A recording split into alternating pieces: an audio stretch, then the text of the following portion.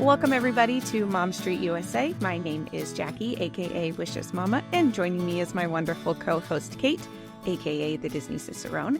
And today we are here for part 4 of our ADR series, and we are going to be talking about the best ADRs, or advanced dining reservations, for kids if you are visiting Disneyland and California Adventure. So that's on the itinerary for today. Kate, how are you doing on this lovely Thursday?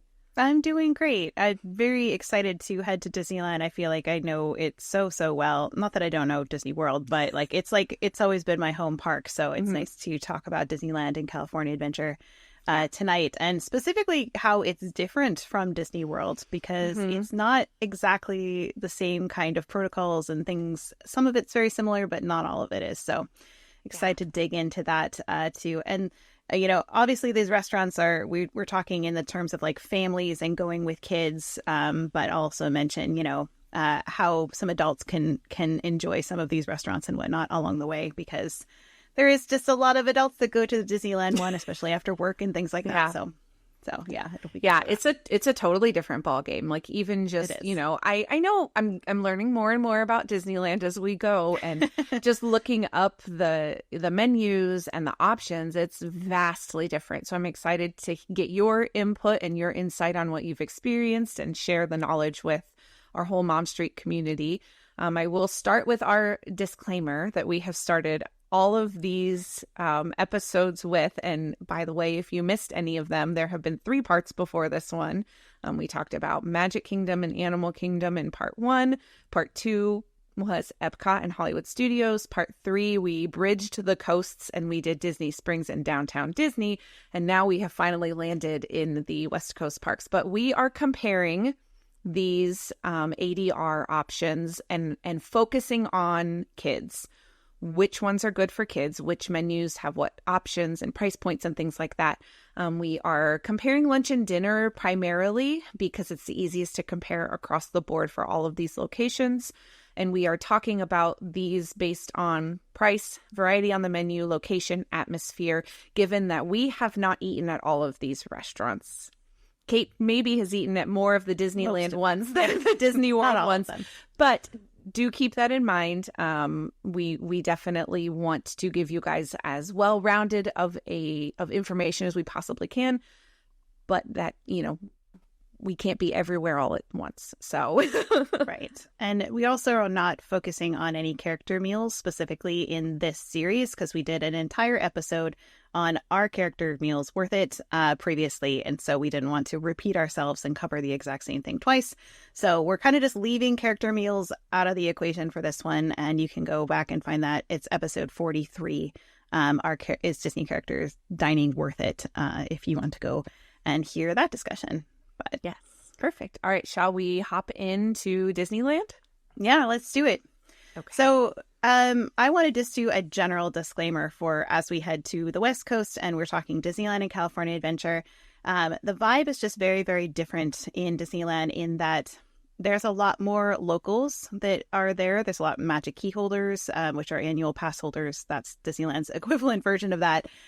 There's not as many vacation goers there. Not saying that there isn't vacation goers there. There's definitely people that vacation in Disneyland.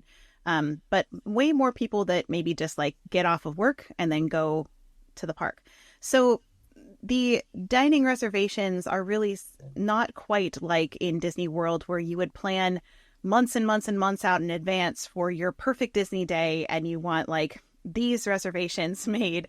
It's meant to be a bit more of a casual system where you can get more last minute reservations, more walk-ups, more meeting friends for drinks. That's kind of like the vibe for this, or going for a special birthday or anniversary. That's the vibe of a lot of the advanced dining reservation ADR places in Disneyland. So that being said, we're going to go to Disneyland first and then we'll head over to California Adventure. Perfect. So Disneyland has the places that I was thinking mostly for kids. And I have taken my kids to these places so that I have a little context there. That's helpful. One that I think all of us really loved was the Cafe Orleans, which is in New Orleans Square. And usually are seated outside because the majority of the seating is outside. So keep that in mind if you don't want to be out in the heat. But usually it's pretty shaded, so you're not sitting in the sun Nice. most of the time. And it's New Orleans themed Cajun kind of food. And they're known for their Monte Cristo is there if you want to get that, which is kind of like a deep fried sandwich. So that's, if that's up your alley or not. A lot of people love it. It's kind of what it's known for. But we just love it for a lot of the Cajun flavors, but a more relaxed pace than it's honestly it's right next door to Tiana's that just opened, which is the quick service place. And you get pretty much the same view of the rivers of America while you're sitting there, and sometimes you get live jazz music and whatnot. It's a very lovely place to sit and enjoy your food. Jackie, do you want to talk about the options for kids specifically there? Yes. So let's talk about the kids menu. Again, we are focused on these advanced dining reservations for kids. There are 4 options on the menu here. They have a roasted chicken option. They have a petite short rib option, sauteed shrimp, and Mickey's cheesy macaroni. Your price point looks to be either 11 or 13. So the chicken and the mac and cheese are 11 and the ribs and shrimp are 13. So you can already kind of see, and I feel like I saw this right away looking at these options, that their offerings are fairly different from what we saw as like the standard options at Disney World. Yeah. A little bit elevated. And I think that's kind of just on par for Disneyland because of they're catering to those locals who are frequently visiting, so they want to have kind of a little bit different of a flavor palette there for them. So we definitely see that already even with the kids menu. Yeah, and I would say you also have to think coast to coast, how are Californians, what are they going to want to be eating versus people on vacation on the East Coast in Florida, Right. Very, very, very different vibes, different goals. Yeah. And people who are going there for like dinner after work, a lot of people in LA tend to be a little bit more health conscious. They do kind of like skew their food towards that. So it's lots of fresh vegetables and fruits and also the mix of cultures that is in LA is also lends itself to a lot more different flavors and seasonings and things that you maybe would get I guess a blander taste palette in Florida. I think they have to appease the masses more, right? So Florida, they want to try to give options that everyone will be okay with. Right. As much as they possibly can, other than some of the specialty places and different things that we talked about. But generally speaking, especially for the kids' menus, you're going to see more of that kind of, it's chicken fingers of some sort, it's mac and cheese of some sort, it's pizza, it's pasta, it's that kind of stuff. Whereas you'll see varying options more at Disneyland because they can do that with their locals there. Right. So just expect that if you go there, they usually do have some options for kids. Like, they have the chicken and they have mac and cheese, so there is kind of like those ones that for really picky eaters they do have options for that. But there does tend to be even more options, I would say, for kids than there are in Florida. So yeah, big difference there. But anyway, Cafe Orleans is not necessarily like a kid's place, but for it being dining outdoors, which is also nice as a parent so that they're loud. Nobody cares. Right. Yeah. Well, especially because the outdoor seating is a fairly large area and you're right close to the walkways where there's going to be noise and hustle and bustle and that kind of thing. So yeah, it's definitely kid friendly in that respect. For sure. And I would say it's also fun to be able to watch the boats go by. So the kids can also kind of watch that and people watch, this is a lot of activity so that keep your kids kind of entertained, so to speak, while you're eating. Right. Whether that's good or bad, I guess you can make that decision for what your kiddo needs if they're just going to be like staring and not actually eating. It's true. Depends on your kid. Right. Yes. And we've said that a lot and we're going to continue to say that for the rest of this episode and the remainder of the series tonight. You guys know your kids the best. You know what kind of atmosphere they thrive in when it comes to getting them to sit down and eat. So always keep that in mind. Absolutely. Speaking of which, I feel like we should head over almost next door, but not quite, to the Blue Bayou restaurant, which is a really, really special dining experience. I would say I would encourage this for if you're only going to go to Disneyland like once or you're like, it's like birthday, anniversary, celebration. It's the restaurant that is inside Pirates of the Caribbean. So while you're seated at your table, it's like twilight in the bayou, and you can watch the boats go by as you're eating. And this was actually something where this restaurant was ready while Walt Disney was still alive, just a little fact. But they didn't open it because he wanted guests to get the full experience of the boats going by. Yeah. And so the ride wasn't ready yet. So they delayed the opening of the restaurant until the ride was ready. And of course, by then, Walt Disney had passed. So he never got to eat here in that way. But it is a very special dining experience. Almost anybody who eats there will tell you. The food, I'd say, is a little bit pricey for what you get. But the experience itself, this one's all about the atmosphere. Yeah. And the really cool experience of dining in an attraction, which you don't get to do terribly often. So right. Or like ever, other than ever. It's true. So the food I thought was interesting. They do have like currently, because of where we are being in March, they have like a Mardi Gras celebration meal on their menu, just their full menu, which I thought was kind of fun. Yeah. That they do kind of specialty things like that for Mardi Gras. So keep that in mind if you're going to be visiting during Mardi Gras season. But as far as the kids go, it's going to feel a little similar to what we just talked about. They have a roasted chicken option. They have a sauteed shrimp option. They have a prime rib option here. So a little bit different than the ribs that we talked about. But then they have a whole grain pasta here. So they have a pasta option versus a mac and cheese option, depending on your kiddo. Might help you, if you're trying to determine where you can get mac and cheese from. Yeah. And the interesting part about this is it looks like you're dining next to a big kind of like Southern style building. And just a little nod to some Disney history there. In this location used to be something called the Chicken Plantation Restaurant. And so that they took the look of that outside of that building and essentially put it indoors so that they wouldn't kind of like lose the entire restaurant that used to sit and look out over the rivers of America. Yeah. So a lot of little Disney history touches in that. It's a nod to what used to be on that location before they added New Orleans Square. So okay. So was that restaurant in place of where Pirates went? Yeah. Or next to it? It's kind of like, yeah, it was in like where New Orleans Square sits, kind of like where that's right next to the river. It was just sitting there. That was all there was. It was like that. And then like the Mike Fink keelboat, like dock. There was nothing else beyond that. So this was added, I want to say 1957. No, I have to look it up because I think I don't know the dates. But it was not part of the original Disneyland. That's all to say. But okay. Well, there you go. I did fail to mention price point on these, so let me just hop back into the menu here for just a second.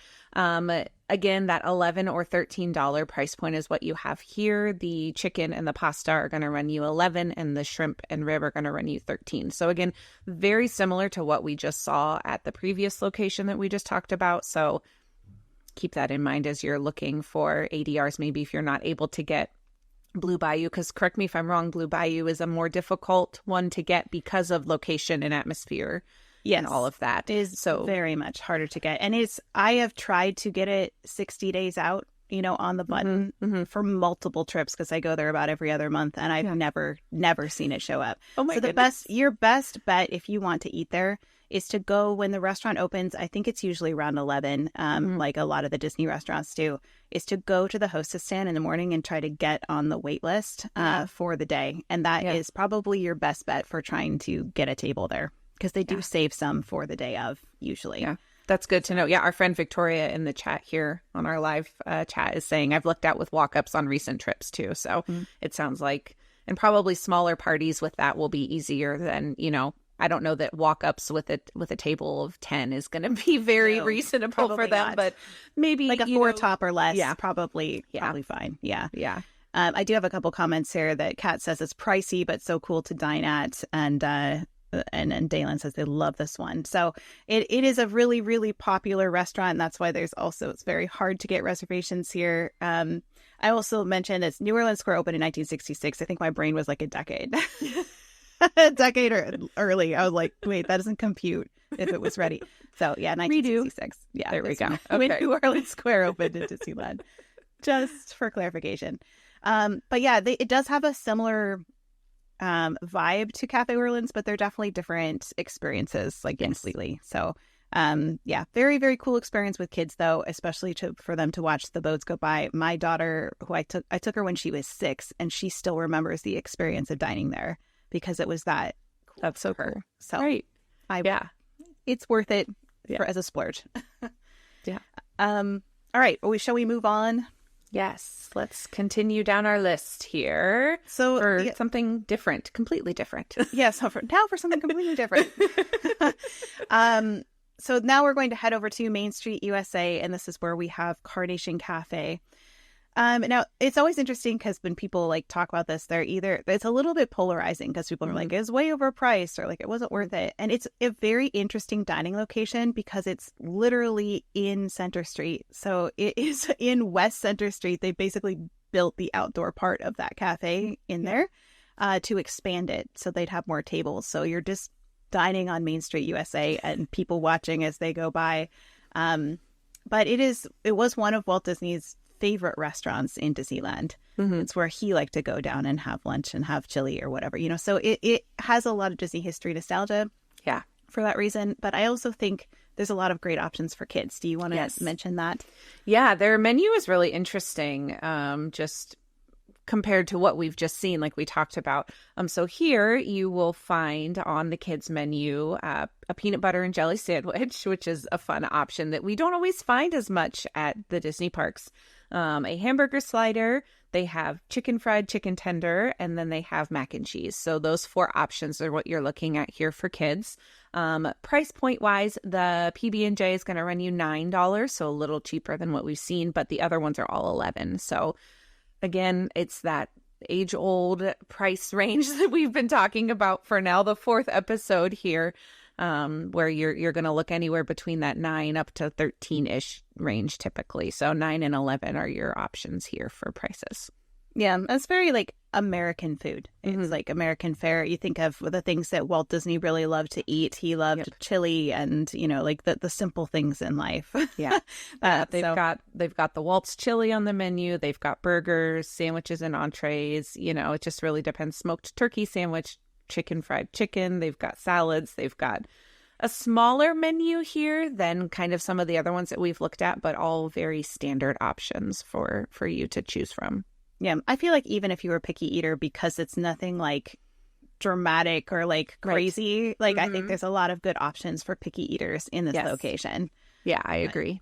It is fairly busy. So if you feel like if you have a kiddo or who's really overwhelmed by a lot of like stimuli, I mean, it's hard to be in a Disney parks anyway, but this is not a quiet restaurant because you're usually outside with all the people flowing by on Main Street, USA. So if you like that vibe, then go for it. But I don't think I've ever been seated inside in this restaurant every time I've eaten at it. So. I was going to ask what the percentage of inside versus outside seats are.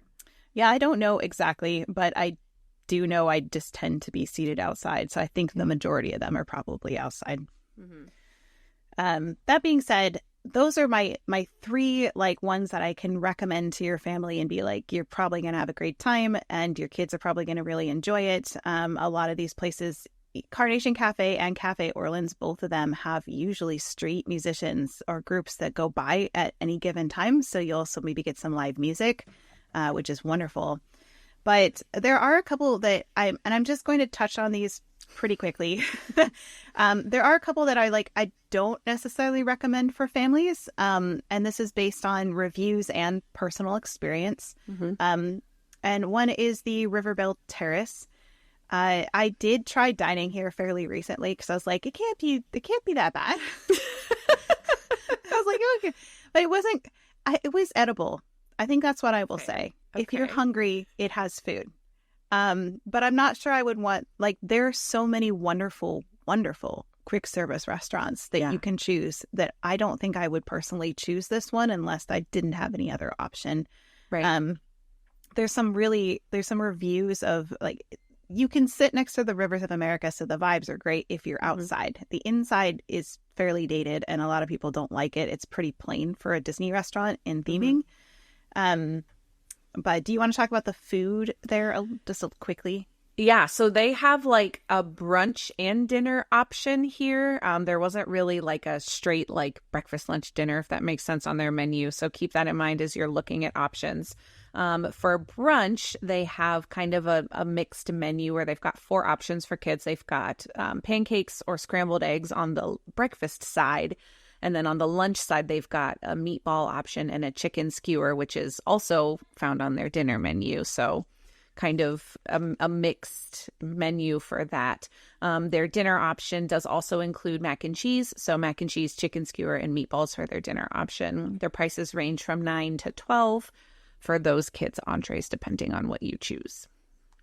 Yeah, so there's like nothing against Riverbill Terrace. You know, it's like I'm not like, it just, there's so many wonderful places to eat in Disneyland. I probably wouldn't recommend this. And there's a lot of reviews that were like, this was just like kind of subpar. And that's probably why you can always get a reservation there. Yeah. Just saying.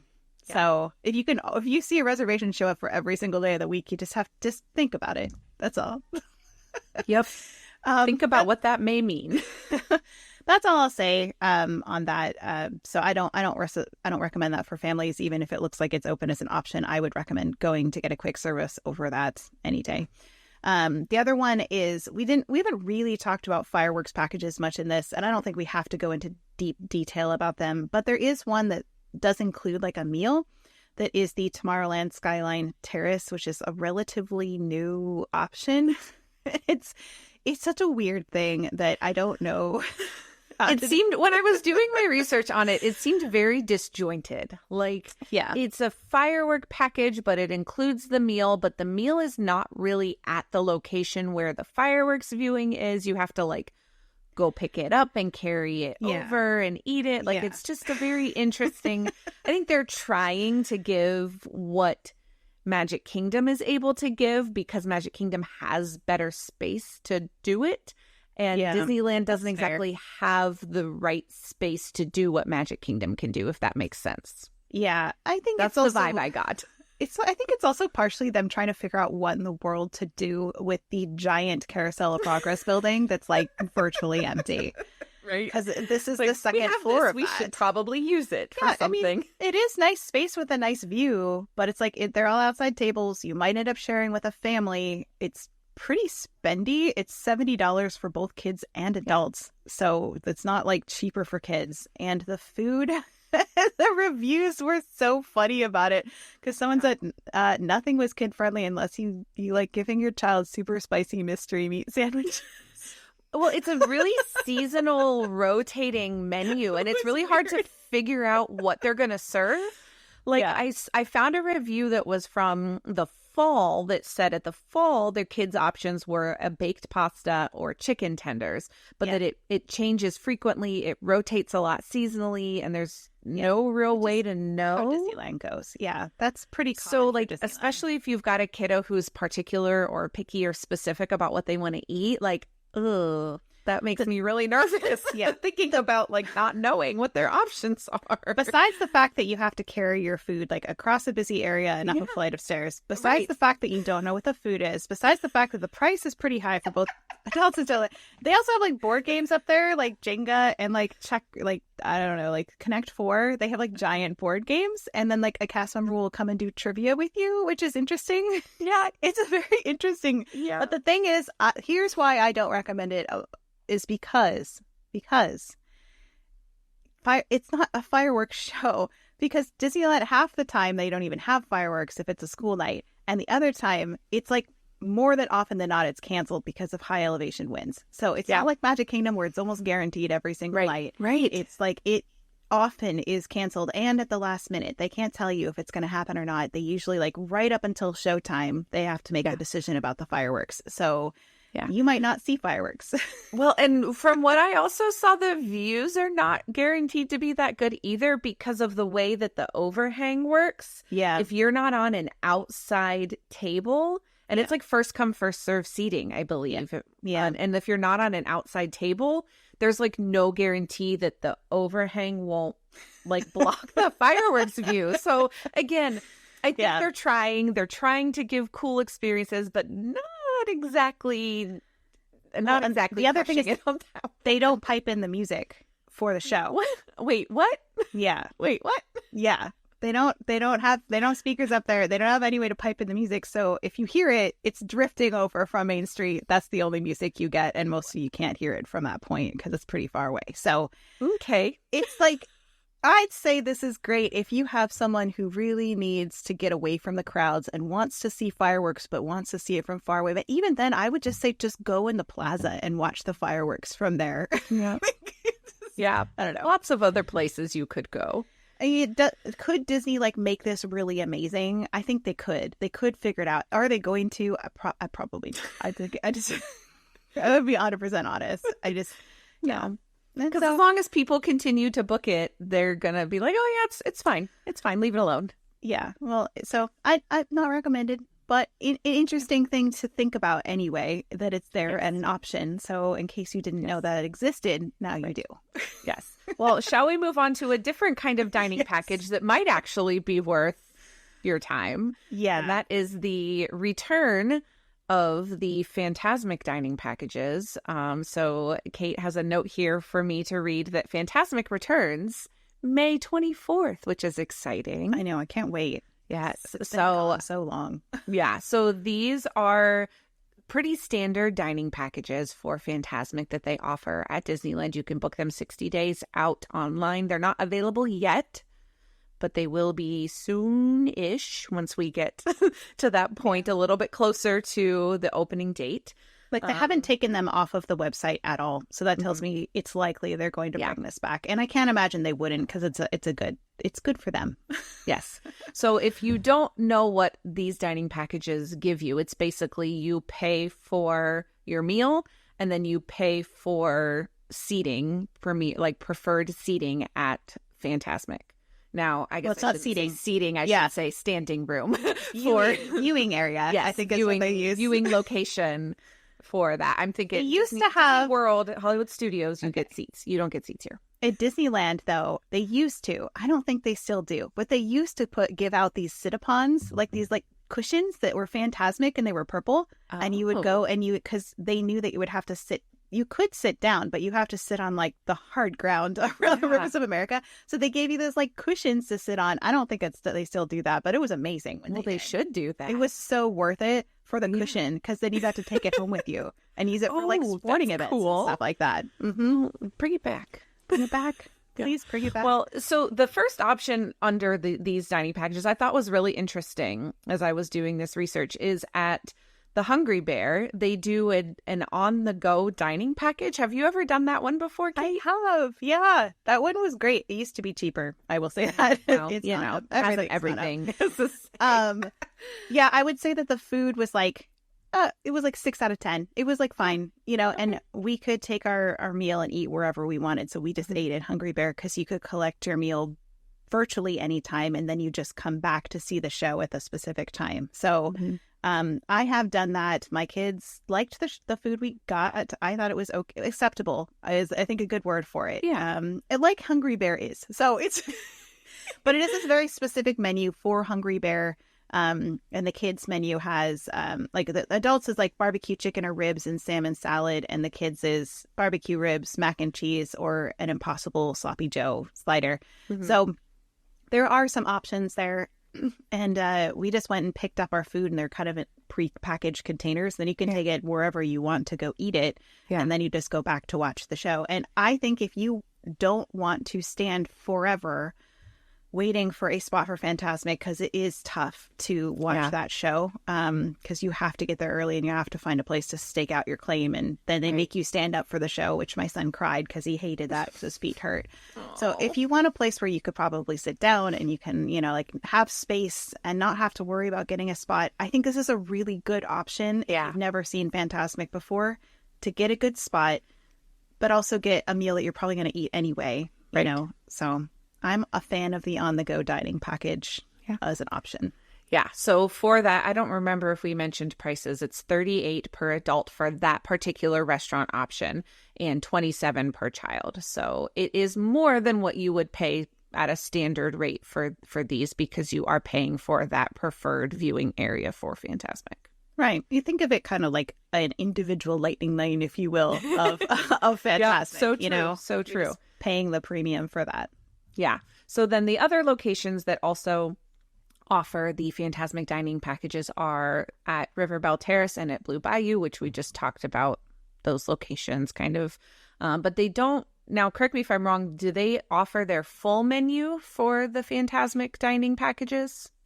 So the standard dining, which means you just kind of eat at the restaurant, I think they actually have a special menu for the Fantasmic packages. That was what I also kind of thought. Yeah, because you get I remember my daughter got a special Fantasmic Mickey like dome cake that had the kind of like your ears. It had like the red and blue and like the little like Mickey wand and stuff. It was really fun. So yeah. I think there is a very specific menu that's for Fantasmic, which makes it special in that way. Mm-hmm. Yeah. So for standard dining, again, you get the voucher and it's $89 for adults and $35 for kids. So you can see that there's a little bit of a price difference, a little bit of a price difference. If you're looking at the Hungry Bear option, which was $38 and $27, this option is $89 and $35. So, but it is a 3-course meal. Yes. So that is very different food. Yeah. For the very different price. So you have that 3-course meal, which I'm going to let you read all of the menu options because there are words in there that I don't know how to say, Kate. I know. I looked at that and I was like, I don't know how to pronounce that. Hearts of palm escabeche, roasted mushroom ragu pasta, a Monte Cristo sandwich, a Caesar salad, and a prime rib. So you get like some very quality foods there to choose from.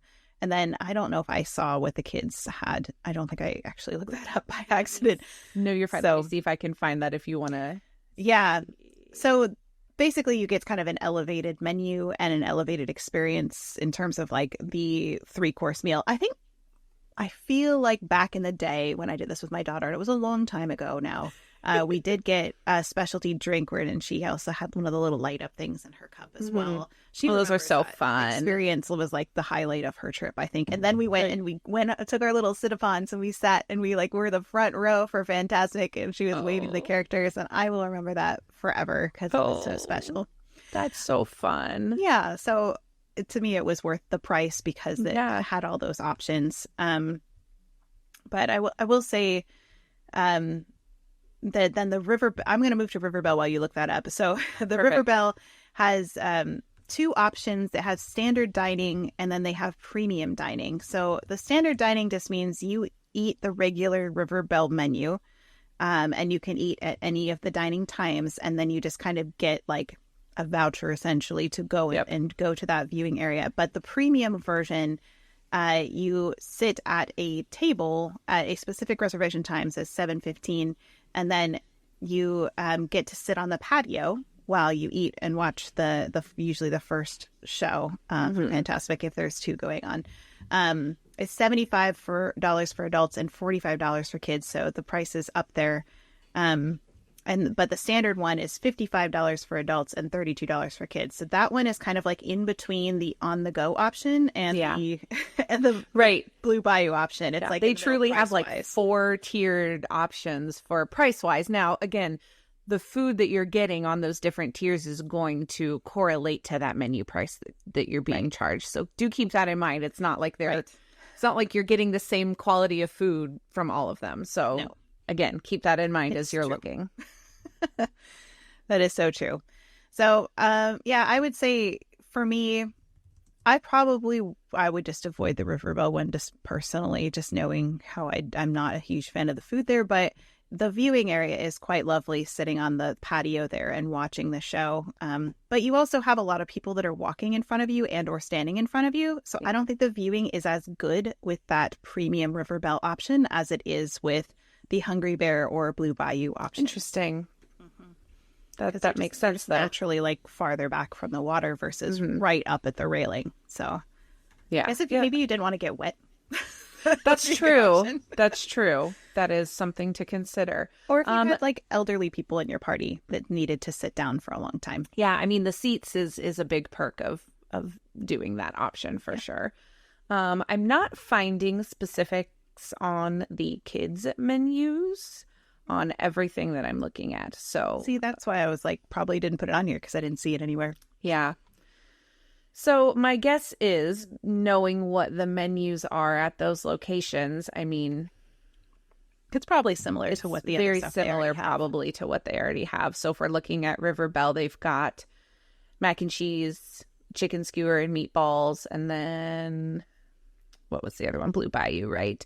The roasted chicken, pasta, shrimp, or prime rib. So it's going to be a variation probably of those options for kids for that as well. Definitely. So anyway, I don't necessarily always recommend the Fantasmic packages, but if you don't go to Disneyland often, I think it's a really nice option to make something special, special memory with your family. So. Yeah, I love that they have that on the go quick service option. I wish Disney World had that option. Yeah, for at least like one option for those dining packages. I can't. I would do it in a heartbeat because I hate battling the crowds, but I do like that seat, that area in the hub with the grass. Like, if I would love to be in there, but I don't want to pay like $1 million to do it. And I would pay a little bit more knowing that my kid is going to have something that they can eat. And my kids just tend to eat quick service options more, better overall. Right. So, I agree.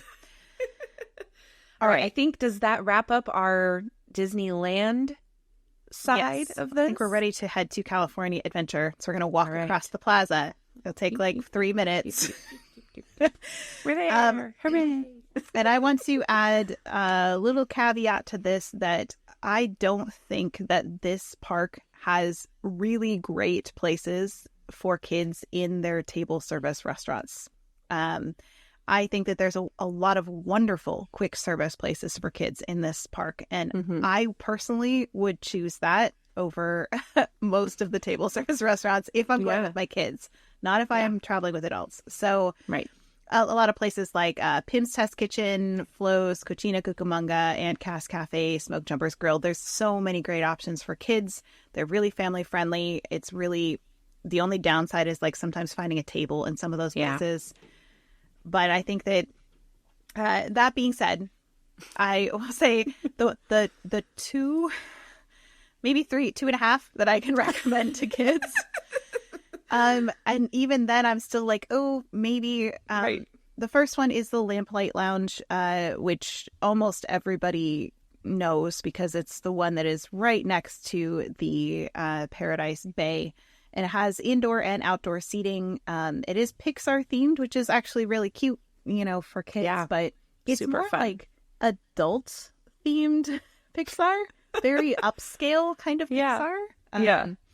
So while there are things for the kids to look at there, it's not like it's going to be geared towards children, I guess I would say that.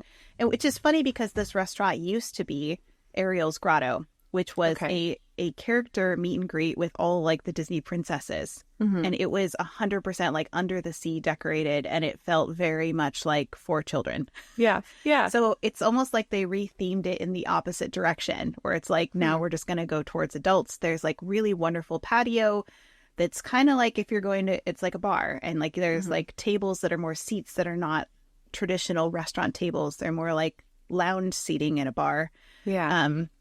Which makes it a little bit more awkward for families. That's hard for kids to sit and eat at that type of seating. But it is really pretty because it's like right out into the water, and you can watch the launch. Sometimes if you're on the right side, you can watch the launch for the Incredicoaster, or you can watch the Pixar Pal around. And so it is like a really pretty view. And I love this as an adult going there. The lobster nachos are fantastic. The drinks are really great.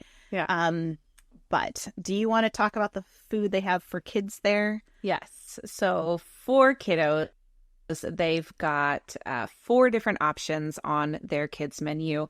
They've got a mini burger slider or cheeseburger, either one. They've got grilled chicken tenders.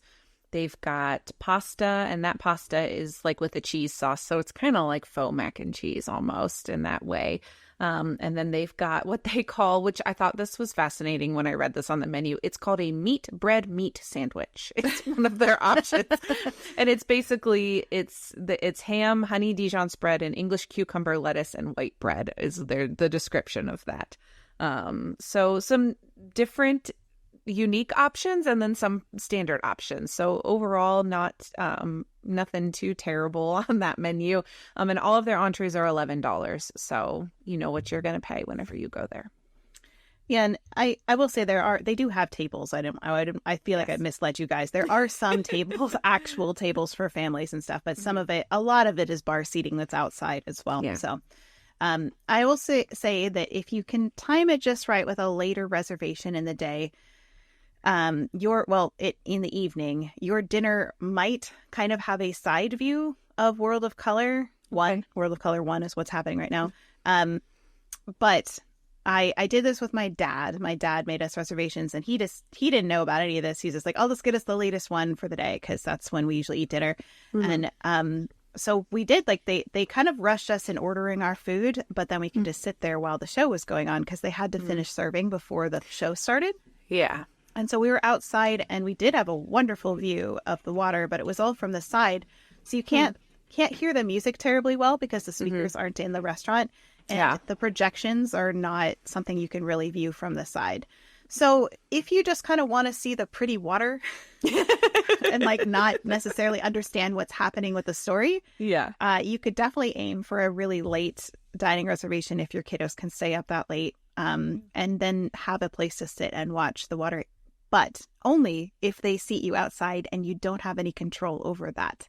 So you're really kind of just rolling the dice whether or not you're going to be able to see that. But I will say that that is an option. So it's out there. Yeah, I mean, that's good to know. I was just looking to see if I can find their hours. I feel like they close right before the show, like 8 p.m. They close-ish, or maybe 9.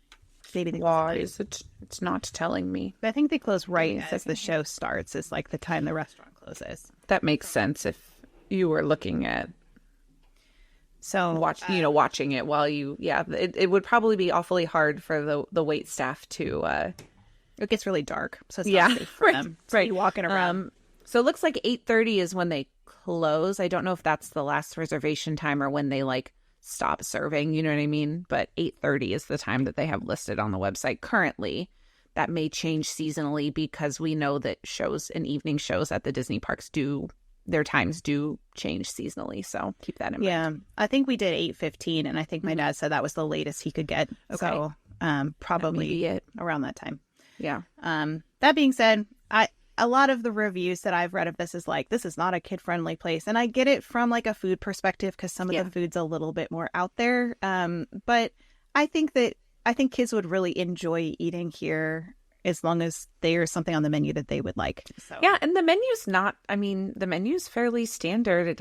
It's not anything crazy other than the strange bread meat sandwich. But even then, it's just ham. Like, but they've got pasta, grilled chicken tenders, and a burger. Yeah, so like usual stuff. Yeah. So it was really interesting to me that a lot of people were like, "Don't eat here with kids," and I can understand from the perspective of it just feels very much adult vibes, like bar vibes. But I still think that, especially if you're outside, there's some really cool views for kids there. So it's on the list for that reason. And the other, so let's move over to the Wine Country Trattoria. Trattoria.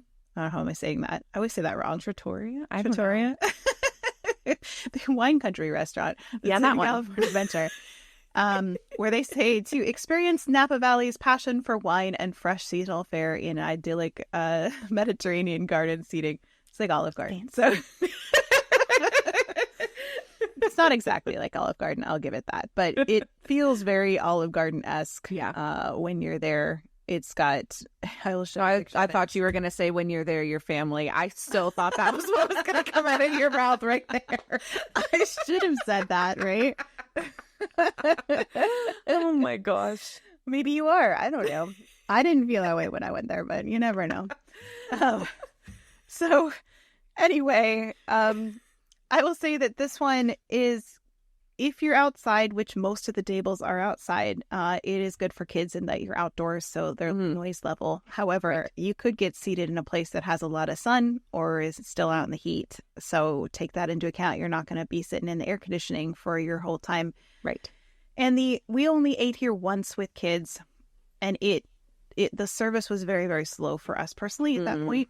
So that can also like vary per server per day. So I don't want to just like automatically say it, but it seemed to be a more relaxed pace of eating to the extent of like, I think we spent 2 hours there. Wow. And we were like done. My kids were like ready to go. Yeah, that's a long time for kids to sit in a restaurant and be entertained. Yeah. And, so yeah, I was really like, can we go? Can we go? Like I was antsy. I was like, I need to get out of here. So, you know, it depends. You could always ask your server and say like, hey, like we're kind of like, we need to get out of here quickly. Do you mind bringing all the food at once? And sometimes they can work to accommodate that. So just take that into account.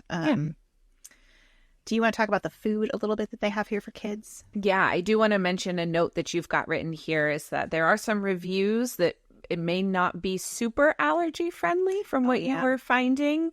Looks like there were reviews saying that they mixed up gluten-free pasta with standard regular pasta. So again, could have just been a one-time thing, but just also that is good to know for people who are have sensitivities to food. So keep that in mind.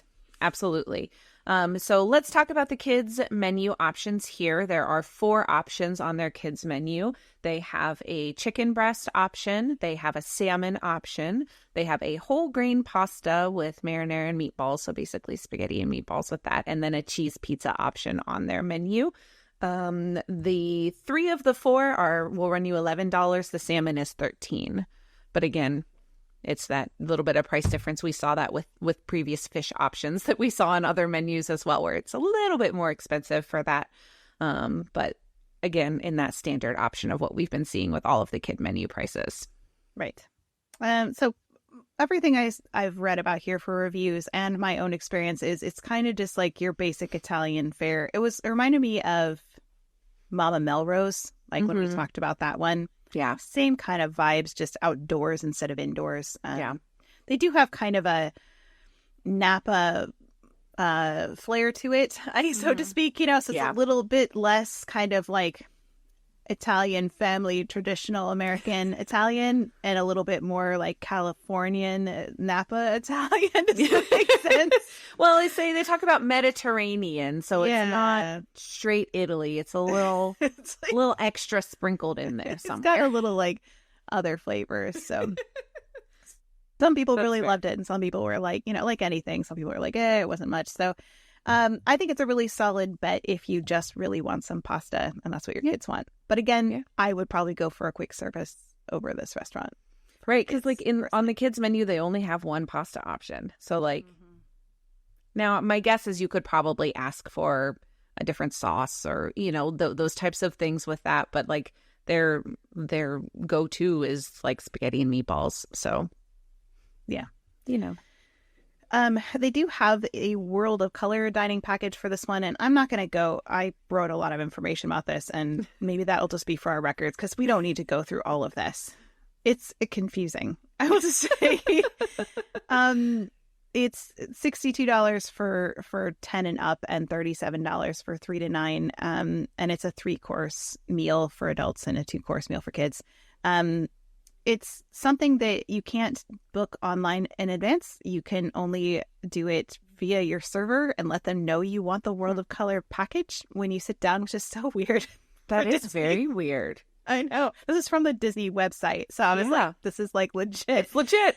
And it's a first come and first serve basis. So if they ran out of space for, which I can't imagine they are, quite honestly, for that.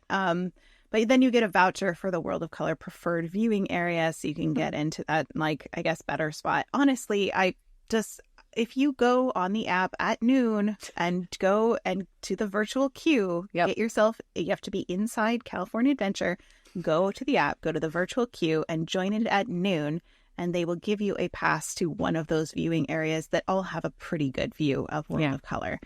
And then just get there on the little bit on the early side, World of Color. Don't try to get in last minute, and you'll get a great spot to see it. So I don't see a reason for paying more for it, quite honestly. When you different than when we were talking about Fantasmic, right? Yes, the seating is vastly different when you're looking at those 2 nighttime offerings. So keep that in mind. It's World like you're going to be more centered. That's all. That's all.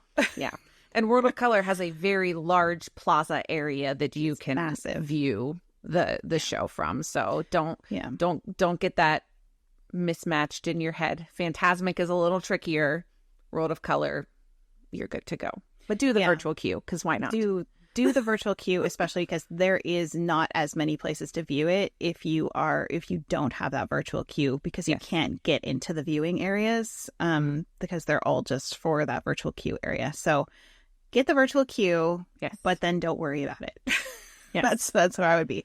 Don't worry about the dining package, because it's just not worth it. If you want to go and eat there, go and eat there, but don't pay more for less options just to get the preferred area for World of Color. I wouldn't. Just get the virtual queue. Just make sure you set your alarm for a little before noon and be in the park and get it there. That being said, the other place that I would say, this is my like half recommendation, because it doesn't even apply to most people. Right. Yes. This is the Magic Key Terrace. So this only applies if you're traveling with a Magic Key holder, or you are a Magic Key holder, and it's only up to 4 guests per Magic Key holder. Yep. So a lot of people can't get in here, but it's really, really lovely dining experience. It's basically the above area of that wine country area, but it's like it's got a whole different menu. It's very kind of quiet and tucked away from everything that's happening in the parks, so it's nice for people who get kind of overstimulated.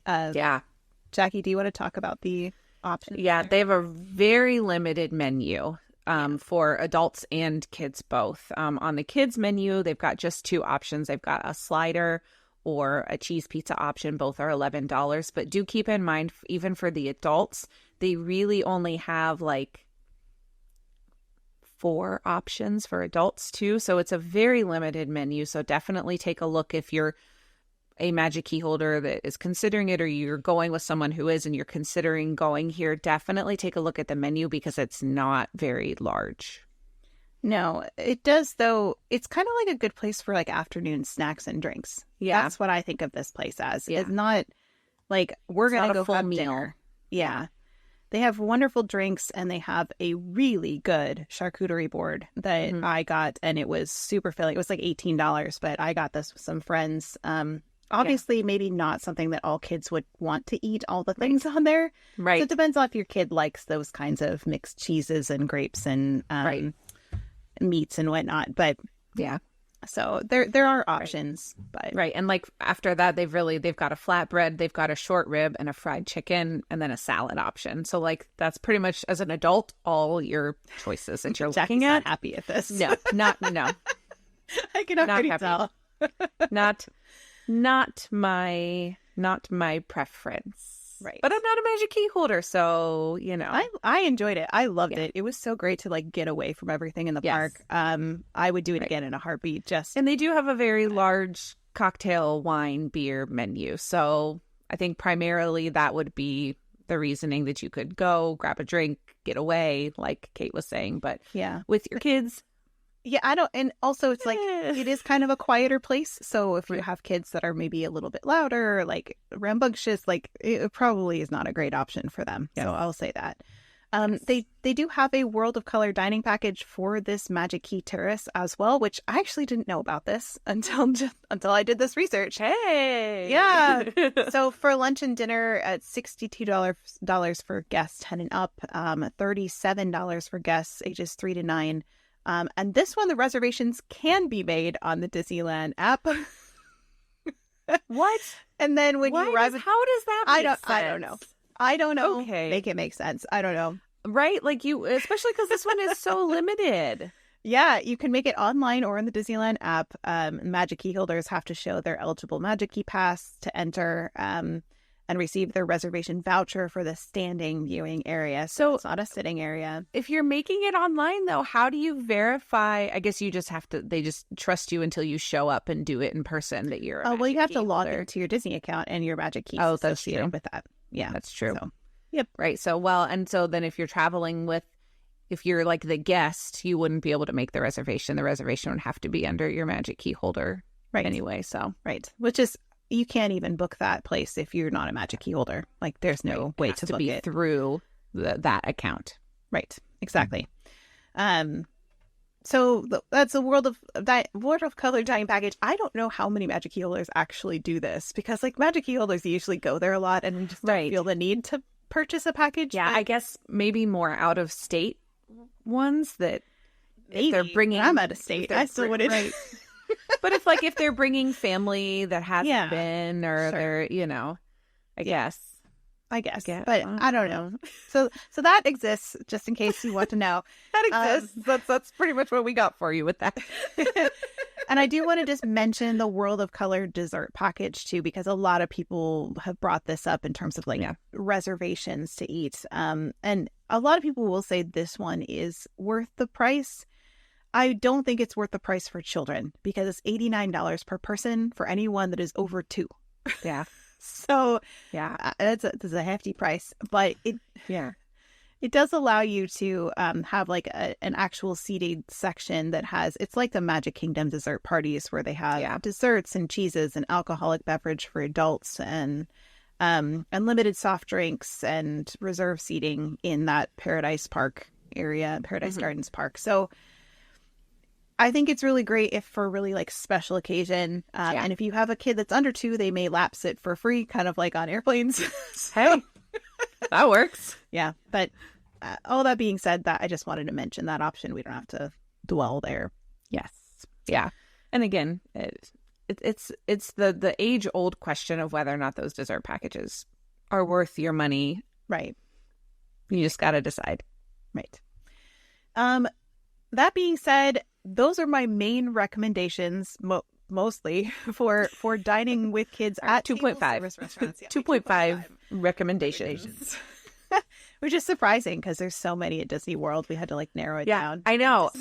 It was surprising just to see because, like you said, I mean, there was like 30 restaurants at Epcot alone. So many. Yeah. So to only have a few and then to narrow it down even further because there are several that are just not kid friendly and not recommended on this list is like, well, there really aren't that many ADRs, but Disneyland is known for their food, but why aren't there as many ADRs? But it's just all those other options that they have for quick service. There's so many quick service options, and a lot of them are really great, great for families, really great for adults both. Like I don't feel the need to get table service dining reservations like hardly ever at Disneyland. Just maybe special occasions. That's it. Yeah. So, So should we talk just briefly about other options that we do not recommend, just to make sure that people understand that we do not recommend them? Yeah, and it's really all Carthay Circle, which is known to be kind of a place you go and you dress up and you like it's a fancy fine dining experience.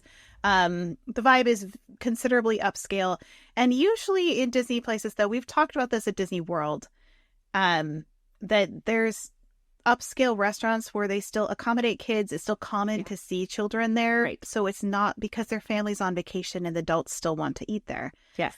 That's not really the case here.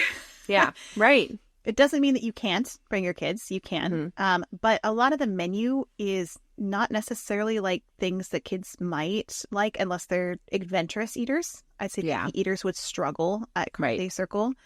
And there's a lot of reviews of people who said they took their kids there and their kids really had a hard time finding anything they wanted to eat. That's so hard. Yeah. Because then you're stuck with, okay, I have food, you don't have food. What are we going to do? You're hungry, you're hangry. We got to go find you food somewhere. I got to eat fast and get our check and get done. It's so stressful. Yeah. Yeah. It's not what you want to do. And there was a lot of other people that said like they just felt uncomfortable with their kids there. Like their server was really great and said, like, oh, your kids are so well behaved and things like that. They made like positive comments about their kids, but it was almost as if like they just don't get kids there very often. Yeah. It's like an unspoken thing that it's just not, you just don't take kids there. It's kind of like go for your anniversary. Why? Just put it on your website. Yeah. Just put it on your website. Yeah. Make it easier for all of the parents everywhere. Just put it on your website. It makes it awkward for you as a parent when you just assume that maybe it's okay like the rest of the Disney property and you're like, oh, this is weird. But I mean, it's not like they won't be accommodating for your kids or what have them there. It's just like, it's just awkward. I have a comment from Dalen that says the vibes, they're very upscale adults. They're not relaxing family meal, unfortunately. So confirmation. Which is fine if that's what you're looking for. But if we're talking about focused on kids, these are things that we need to know. Yeah, I think I was talking with my husband Elliot about it, and he was just like, he's like, maybe that's one if you have grandparents traveling with you or something that they could watch the kids and you could go have a nice anniversary dinner. Yeah. Or just fancy night out or whatever, And so I think I feel like Disneyland and California Adventure really does kind of preserve some of those spaces a little bit better just for adults than Disney World tends to do. So the culture is different there. And that is also because there's a lot of younger people that are Magic Key holders there. And there's like the vibes are just totally different. Oh, yeah. Yeah, absolutely. So again, keep that in mind as you're looking. You can make that decision accordingly based on your travel party. Maybe if you've got older kids, teenagers, it might be okay. If you've got little kids, probably not. Yeah. But I would say Disneyland has still lots and lots of wonderful food for families. So don't discount the quick service places to get food.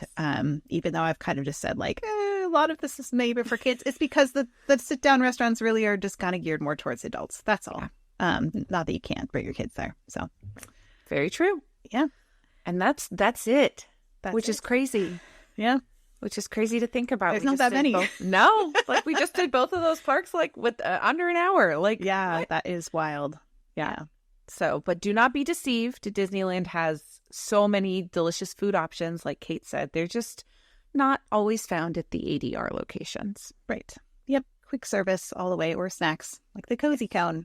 There's all kinds of great snacks for kids at the Cozy Cone. Yeah, exactly. So that kind of wraps up the ADR series that we've been doing now for 4 episodes. Hooray, we made it to the end. So again, if you missed any of the other parks, anything from Disney World that we talked about, check out the episodes before this. They will be all available in all of our normal places. They'll be available on Chip & Co. They'll be available on our podcast stream, on our YouTube, all those places where you can find them. But now I think we're ready to move on to our final segment. Yeah. Are we ready for Ask the Moms? We are ready for Ask the Moms. Okay. So we have a question here so those of you who don't know what this segment is that we take a question from one of you guys in our Mom Street community. And knowing that when you guys ask a question, a lot of other people probably have the same question, we thought we would answer it here. So our Ask the Moms question for this week is, what tips can you give for visiting Disney World during the summer months? Will it be unbearably hot? That is an excellent It will be like question. The surface of the sun. Yes. That is a really good question. And the biggest tip I think that I have is hydrate. Bring your water bottles, refill them. If you don't know, we at Mom Street have created water maps for all 6 US-based parks that are available on our website now. Yay.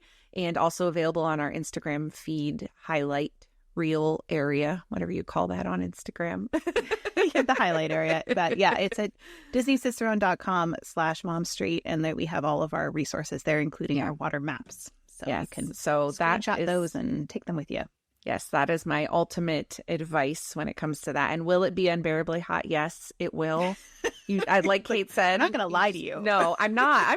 Like, I'm not going to say, oh, you'll be fine. No, it's going to be hot.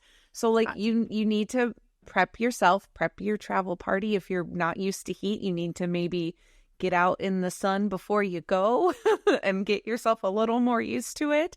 Bring your sunscreen and your sunglasses and hats and water and all that good stuff. Yeah. Cooling towels and fans go a long way to, like, cooling towels especially were like lifesavers for our family in the heat.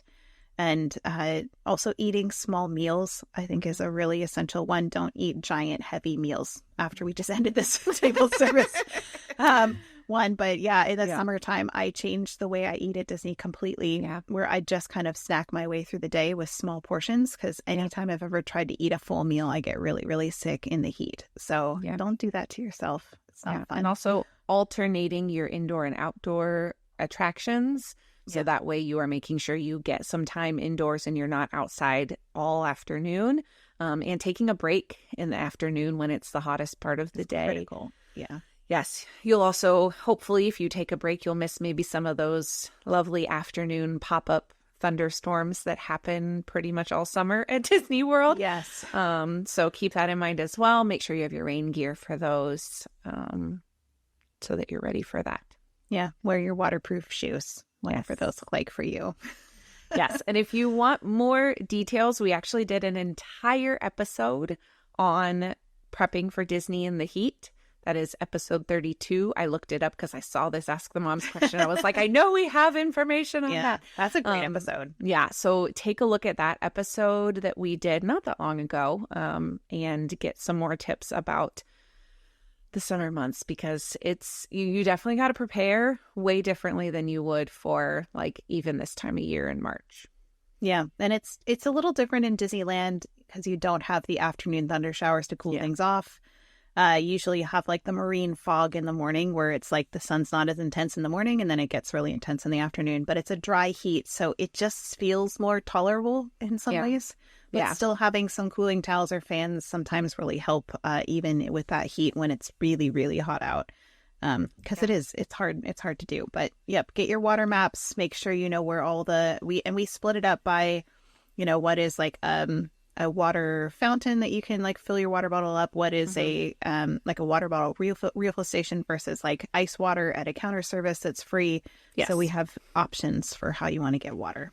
Yes. And I will say I did notice with one of the most recent updates for at least for My Disney Experience, which is your Disney World app.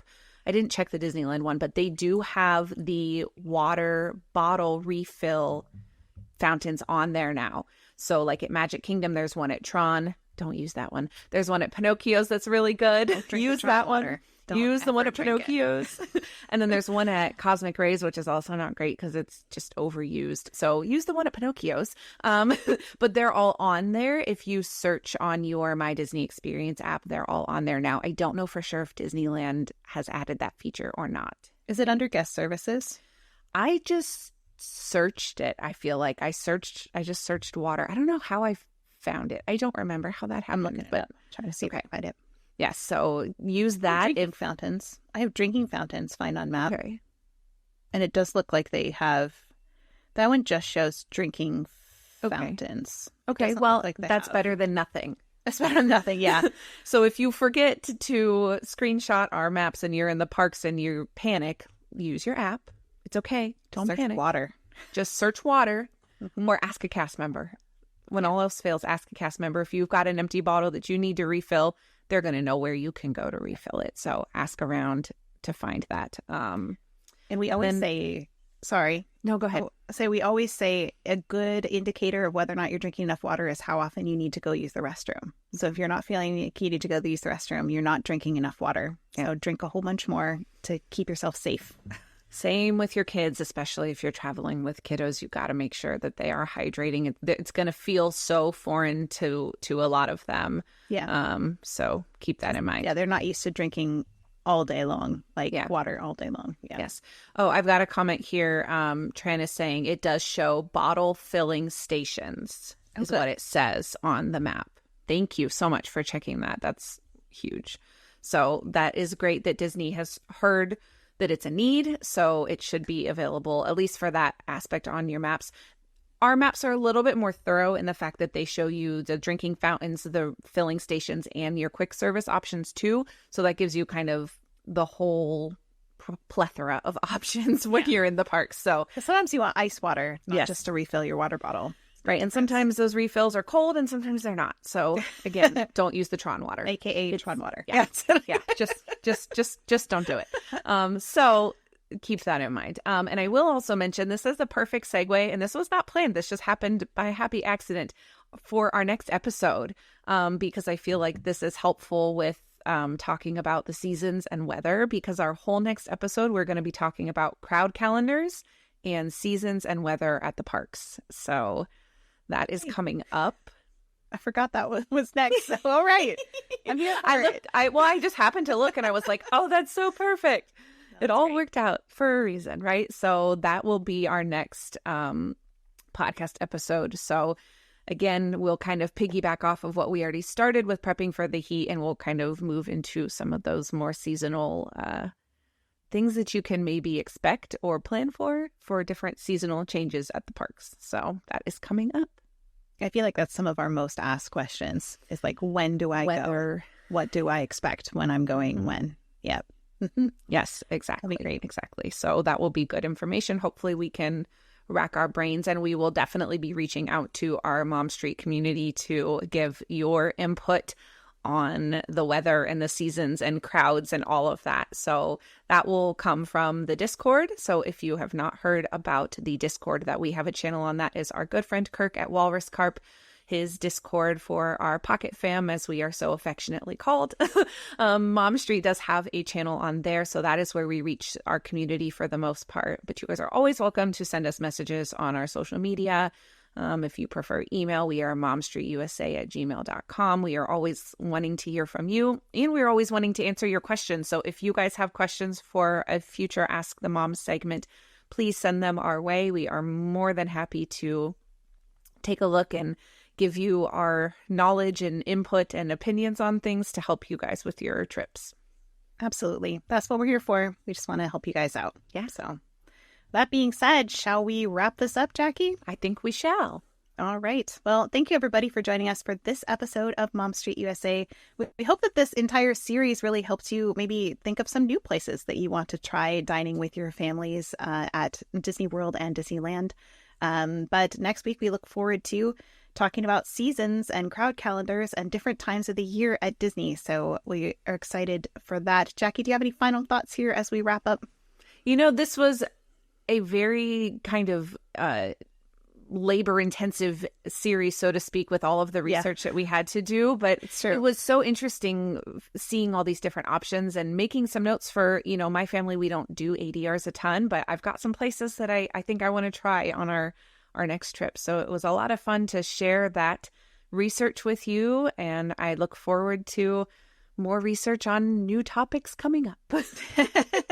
Me too. Definitely found a few new places I want to try. So yeah. It was great. We hope that you did too in this series. And as always, we hope that you have a wonderful time, a stress-free time planning your Disney vacations. And if not, we're always here to help with any questions that you have.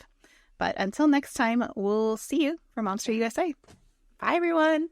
Bye.